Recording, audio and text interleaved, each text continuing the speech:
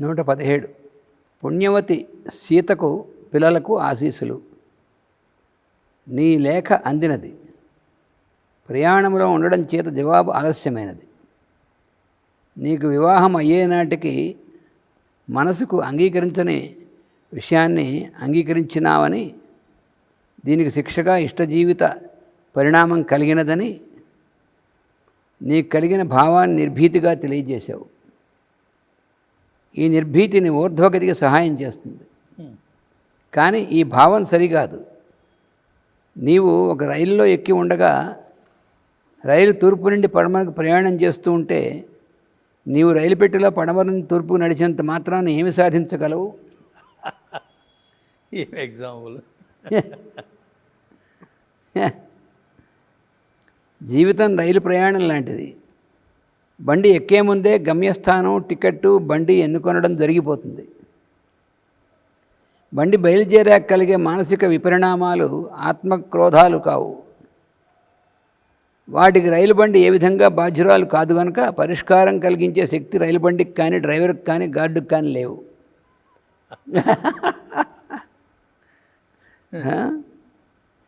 కొన్ని వందల మంది ప్రయాణానికి సంబంధించినది రైలు బండి, దాని సిబ్బంది.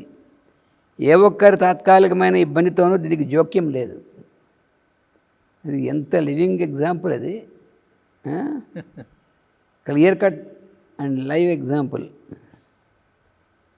ఇంతకీ ఒకే పంచభూతాల కలయిక నుండి పుట్టిన అనేకుల్లో ఒకరి భర్త, ఒకరి భార్య అనేవి మనస్సుకు సంబంధించిన క్రీడయే కానీ అంతకున్న సత్యం దానిలో లేదు.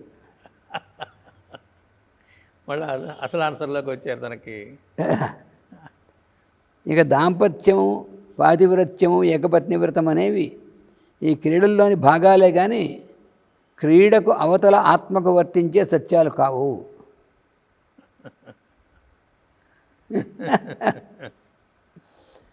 కనుకనే అవినీతి పరులు కూడా దేహాలతో, మనసులతో కుళ్ళుతారే కానీ ఆత్మలు కుళ్ళవు.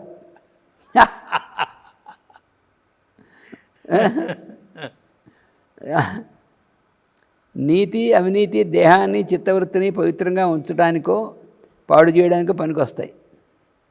అవి అంతర్యామి అయిన ఆత్మను తాకలేవు. ఒక మాట భాగవతం 4వ స్కంధము 742వ పద్యంతో ప్రారంభమయ్యే పురంజనోపాఖ్యానము సావధానముగా చదువుకో, నీ సందేహాలు తీరిపోతాయి.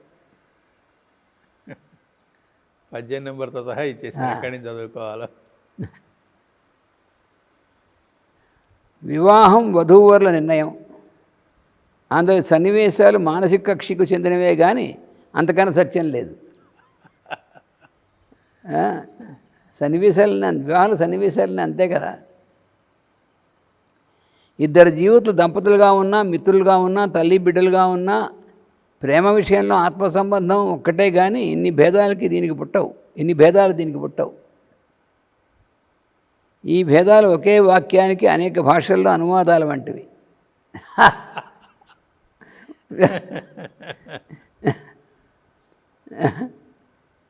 ఇంత మాత్రాన తెల్ల వస్త్రముపై సిరాచుక్క ఎన్నడూ పడదు.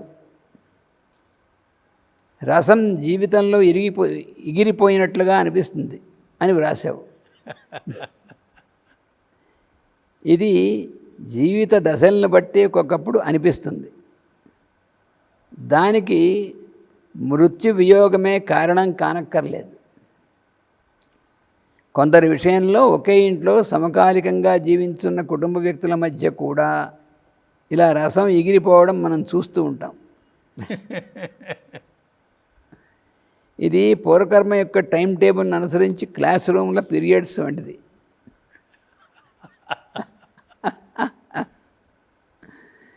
కాలేజీల్లో కొన్ని క్లాసులు రసవంతంగా, కొన్ని క్లాసులు రసహీనంగా ఉంటాయి.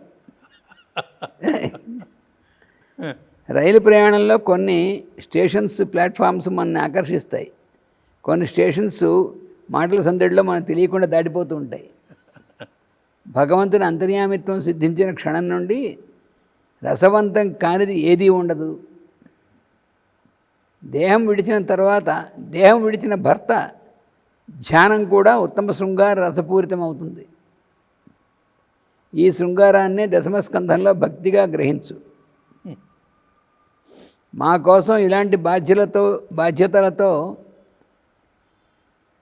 ఎంత సతమతమయ్యారో కదా అని రాశావు. ఇది కాకపోతే మరొక బాధ్యత ఉండేది. ఖాళీ అనేది ఎప్పుడూ ఉండదు. సంసార బద్ధులకు కూడా అంతే. ఇది అసలు గొప్ప ఇది. ఖాళీ అనేది ఎప్పుడూ ఉండదు అంటే తన గురించి ఆ అమ్మాయి రాసింది, నీకు ఖాళీ ఉండదు కదా అని. అంటే ఖాళీ అనేది ఎప్పుడూ ఉండదు, సంసార బద్ధులకు కూడా అంతే, వాళ్ళకి ఖాళీ ఉండదు. కాకపోతే వారు తమ వాళ్ళ కోసం సతమతం అవుతున్నట్లు టీకా తాత్పర్యాలు చెప్పుకుంటారు.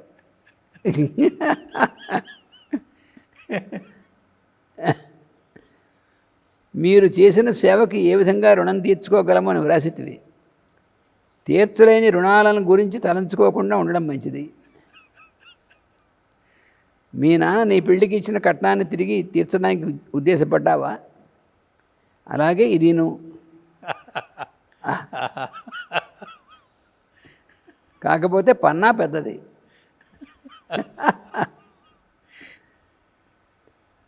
హోమియో మందులు ఇస్తూ ఉండవచ్చు, తప్పులేదు. నేను ఈరోజే మళ్ళీ టూర్ బయలుదేరుతున్నాను.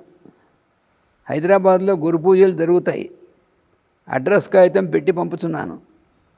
వీలైతే రావలసినది, లేకపోతే ప్రమాదం ఏమీ లేదు.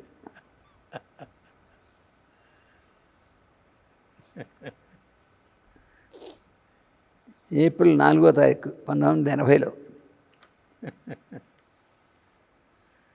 ఆ రోజు ఏప్రిల్ 4వ తారీఖు 1980.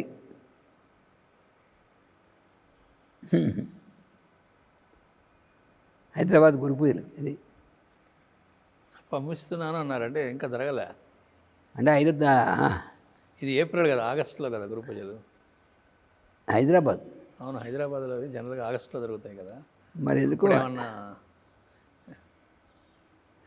అంటే ఆగస్టు జరిగే వాటికి ముందుగా వచ్చి ఉంటాయి.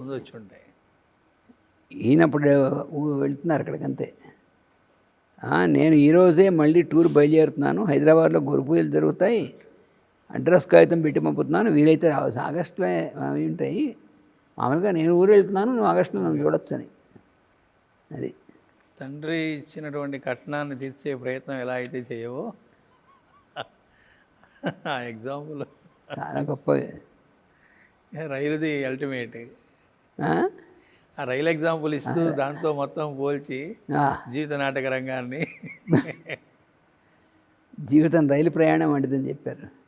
ఒక్క మాట అనక కాకుండా మొత్తం వివరంగా ఇచ్చారు. మీకు రైలు ప్రయాణం అంటే ఏదో ఒక కాన్సెప్ట్లా ఉంటుంది. రైలు అటు వెళుతూ ఉంటే నువ్వు ఇటువైపు ప్రయాణించడం వల్ల ఉపయోగం ఏమీ లేదు, అట్లా ఎదురెదటం అవుతుంది అనేది. అసలు ఈ సెంటెన్సెస్లు ఇంతకీ ఒకే పంచభూతాల కలయిక నుండి పుట్టిన అనేకుల్లో ఒకరి భర్త, ఒకరి భార్య అనేవి మనస్సు సంబంధించిన క్రీడయే కానీ అంతకని సత్యం దానిలో లేదు. ఇక దాంపత్యం, పాతివ్రత్యం, ఏకపత్ని వ్రతం అనేవి ఈ క్రీడల్లోని భాగాలే కానీ క్రీడకు అవతల ఆత్మకు వర్తించే సత్యాలు కావు. కనుకనే అవినీతి పరులు కూడా దేహాలతో, మనస్సులతో కుళ్ళుతారే కానీ ఆత్మలు కుళ్ళవు. అసలు నీతి, అవినీతి దేహాన్ని, చిత్తవృత్తిని పవిత్రంగా ఉంచడానికో పాడు చేసేయడానికి పనికొస్తాయి. అవి అంతర్యామైన ఆత్మను తాకలేవు అని చెప్పి అప్పుడు భాగవతంలో ఆ పురంజనోపాఖ్యానం జరగమన్నారు. తర్వాత 118వ లేఖ. చిరంజీవి చక్రపాణి దంపతులకు, పిల్లలకు ఆశీస్సులు. నీ ఉత్తరం అందినది. నీవు వ్రాసిన విశేషాలు విశేషంగా ఉన్నాయి. డిస్పెన్సరీ ప్రారంభం కావడం మాస్టర్ గారి సంకల్పం అయినప్పుడు ఆగదు. భుజి ద్వారా లేక కృష్ణస్వామి ద్వారా అనే అంశాల నిమిత్తాలు. ఇటుపైన నీ ద్వారానే లేదా రాజు ద్వారానే జరగవచ్చు. అక్కడ జనాలకి అంత కుదురు లేకపోయినా విషయంలో కుదురు ఉంటే వినడానికి వారే కూర్చుంటారు.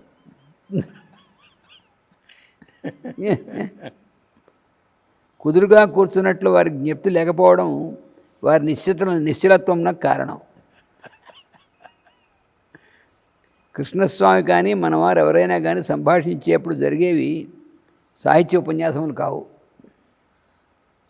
మనవారు భారత భాగవతాది గ్రంథాల పఠించడం కాక వ్యాస వాల్మీకాదులను ఉపాసిస్తారు కనుక ఆ పురాణ పురుషులే గ్రంథాల నుండి ప్రస్తావనగా వెలికి వచ్చి ప్రశంసించి వెడతారు.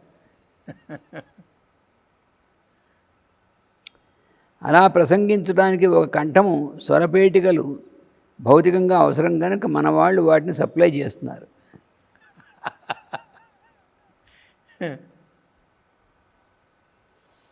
అన్ని స్టేషన్లో నుండి ఆ పురాణ పురుషుల కార్యక్రమాలే రిలే అవుతూ ఉంటాయి.